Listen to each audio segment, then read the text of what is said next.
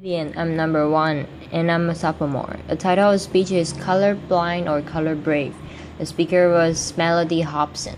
So it's 2006. My friend Harold Ford calls me. He's running for U.S. Senate in Tennessee, and he says, Mellody, I desperately need some national press. Did you have any ideas? So I had an idea. I called a friend who was in New York at one of the most successful media companies in the world, and she said, why don't we host an editorial broad lunch for Harold? You come with him. Harold and I arrive in New York. We are in our best suits. We look like shiny new panties. And we get to the receptionist and we say, we're here for lunch. She mentions for us to follow her. We walk through a series of corridors and all of a sudden we find ourselves in the stockroom. At which point she looks at us and she said, where are your uniforms? Just as this happens, my friend rushes in. The blood drains from her face. There are literally no words, right? And I look at her and I say, don't you think we need more than one black person in the U.S. Senate? Now Harry and I applaud. We still laugh about that story, and in many ways the moment caught me off guard. But deep down inside, I actually wasn't surprised. And I wasn't surprised because of something my mother taught me about 30 years before. You see, my mother was ruthlessly realistic. I remember one day coming home from a birthday party where I was the only black kid invited. And instead of asking me the normal motherly question like, did you have fun or how was the cake? My mother looked at me and she said, how did they treat you? I was 7. I did not understand. I mean, why would anyone treat me differently? But she knew, and she looked me right in my eye and she said, they will not always treat you well. Now, race is one of those topics in America that makes people extraordinarily uncomfortable. You bring it up at a dinner party or in a workplace environment. It is literally the conversational equivalent of touching the third rail. There is shock, followed by a long silence. And even coming here today, I told some friends and colleagues that I plan to talk about race. And they warned me, they told me, don't do it. That there would be huge risk in me talking about this topic. That people might think I'm a militant black woman and I would ruin my career. And I have to tell you, I actually for a moment was a bit afraid. Then I realized the first step to solving any problem is to not hide from it. And the first step to any form of action is awareness. And so I decided to actually talk about race. And I decided that if I came here and share with you some of my experiences, that maybe we could all be a little less anxious and a little more bold in our conversations about race. Now I know there are people out there who will say that the election of Barack Obama meant that it was the end of racial discrimination for all eternity, right?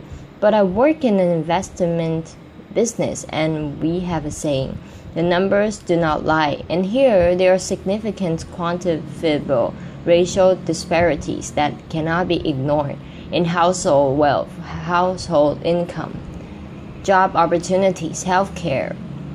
One example from corporate America, even though white men make up just 30% of the U.S. population, they hold 70% of all corporate board seats. Of the Fortune 250, there are only 7 CEOs that are minorities, and of the thousands of publicly traded companies today, only 2 are chaired by black women, and you're looking at one of them, the same one who, not too long ago, was nearly mistaken for kitchen help. So that is a fact.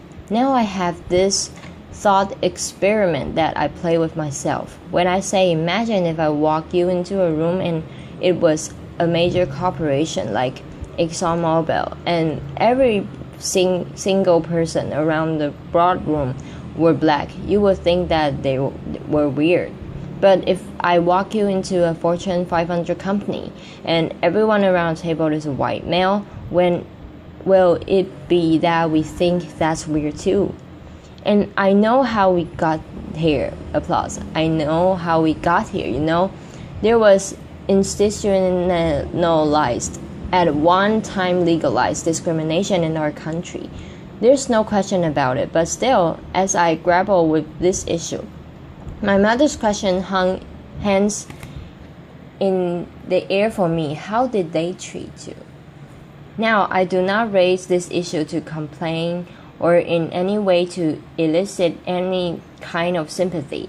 I had succeeded in my life beyond my wildest expectations, and I have been treated well by people of all races more often than I have not. I tell the uniform story because it happened. I cite those statistics around corporate board diversity because they are real. And I stand here today talking about this issue of racial discrimination because I believe it threatens to rob another generation of all the opportunities that all of us want for all of our children, no matter what their color or where they come from. And I think it also threatens to hold back businesses.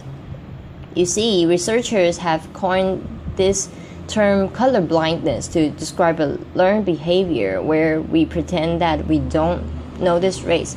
If you happen to be surrounded by a bunch of people who look like you, that's purely additional. Now, colorblindness in my view doesn't mean that there's no racial discrimination and there's fairness. It doesn't mean that at all. It doesn't ensure it. In my view, colorblindness is very dangerous because it means we're ignoring the problem. There was a corporate study that said that instead of avoiding race, the really smart corporations actually deal with it head on. They actually recognize that embracing diversity means recognizing all races, including the majority one. But I'll be the first one to tell you this subject matter can be hard, awkward, uncomfortable, but that's kind of the point. In the spirit of debunking racial stereotypes, the one that black people don't like to swim, I'm going to tell you how much I love to swim. I love to swim so much that as an adult, I swim with a coach. And one day my coach had me do a drill where I had to swim to one end of a 25-meter pool without taking a breath. And every single time I failed, I had to start over. And I failed a lot. By the end, I got it, but when I got out of the pool, I was exasperated and tired and annoyed, and I said, "Why are you doing breath-holding exercises?" And my coach looked at me and he said, "Mellody, that was not a breath-holding exercise. That drill was to make you comfortable being uncomfortable, because that's how most of us spend our days. If we can learn to deal with our discomfort and just relax into it, we'll have a better life." So I think it's time for us to be comfortable with the uncomfortable conversation about race. Black, white, Asians, Hispanic, male, female, all of us. If we truly believe in equal rights and equal opportunity in America, I think we have to have real conversations about this issue. We cannot afford to be colorblind. We have to be color brave. We have to be willing, as teachers and parents and entrepreneurs and scientists, we have to be willing to have proactive conversations about race with honesty and understanding and courage, not because it's the right thing to do, but because it's the smart thing to do. Because our businesses and our products and our science, our research, all of that will be better with great diversity. Now, my favorite example of color bravery is a guy named John Skipper. He runs ESPN. He's a North Carolina native, quintessential Southern gentleman, white. He joined ESPN, which already had a culture of inclusion and diversity. But he took it up a notch. He demanded that every open position had a diverse slate of candidates. Now, he says that the senior people in the beginning Bristol, and they would come to him and say, "Do you want me to hire the minority, or do you want me to hire the best person for the job?" And Skipper says his answer were always the same, yes. And by saying yes to diversity, I honestly believe that ESPN is the most valuable cable franchise in the world. I think that's a part of the secret sauce. Now, I can tell you in my own industry, at aerial investment, we actually view our diversity as a competitive advantage, and that advantage can extend way beyond business. There's a guy named Scott Page at the University of Michigan. He is the first person to develop a mathematical calculation for diversity. He says if you're trying to solve a really hard problem really hard, that you should have a diverse group of people, including those who deserve group of people, including those who diverse intellects. The example that gives is a smallpox epidemic. When it was ravaging Europe, they brought together all those scientists and they were stumped. At the beginnings of the cure to disease came from the most unlikely source, a dairy farmer who noticed that the milkmaids were not getting smallpox. And the smallpox vaccination is Brownian-based because of that dairy farmer. Now I'm sure you sitting here and you saying, I don't run a cable company, I don't run an investment firm, I'm not a dairy farmer, what can I do? And I'm telling you can be color brave. If you're part of a hiring process or an admission process, you can be color brave. If you are trying to solve a really hard problem, you can speak up and be color brave. Now I know people will say, but that doesn't add up to a lot.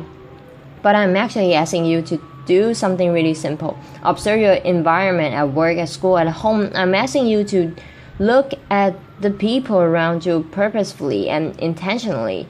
Invite people into your life. Who don't look like you?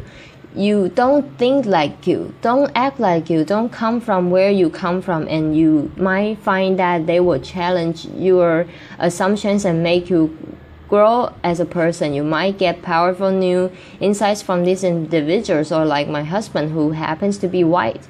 You might learn that black people, men, women, child, we use body lotions every single day. Now I also think that this is very important so that the next generation really understands that this progress will help them because they're expecting us to be greater role models. Now I told you my mother, she was really realistic. She was an unbelievable role model. She was the kind of person who got to be the way she was because she was a single mom with 6 kids in Chicago. She was in the real estate business where she worked extraordinarily hard, but oftentimes had a hard time making ends meet. And that meant sometimes we got our phone disconnected or our lights turned off or we got evicted. When we got evicted, sometimes we lived in these small apartments that she owned, sometimes in only 1 or 2 rooms because they weren't completed. And we would heat our bath water at hot plates. But she never gave up hope ever, and she never allowed us to give up hope either. This brutal pragmatism that she had, I was 4 and she told me mommy is Santa left her. She was this brutal pragmatism.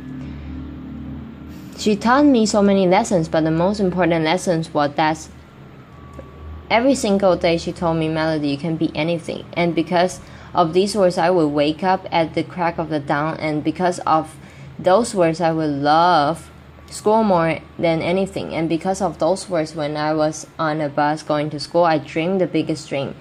And it's because of those words that I stand here right now, full of passion, asking you to be brave for the kids who are dreaming those dreams today. Applause. You see, I want them to look at a CEO on television and say, I can be like her, or he looks like me. And I want them to know that anything is possible, that they can achieve the highest level, that they ever imagine that they will be welcome in any corporate boardrooms, or they can lead any companies. You see, this idea of being the land of the free and the home of the brave, it woven into the fabric of America. America, when we have a challenge, we take it head on. We don't shrink away from it. We take a stand. We show courage. So right now, what I'm asking you to show courage. I'm asking you to be bold. As business leaders, I'm asking you not to leave anything on the table. As citizens, I'm asking you not to leave any child behind. I'm asking you not to be colorblind, but to be color brave, so that every child knows that their future matters and their dreams are possible. Thank you. Applause. Thank you. Thanks. Applause.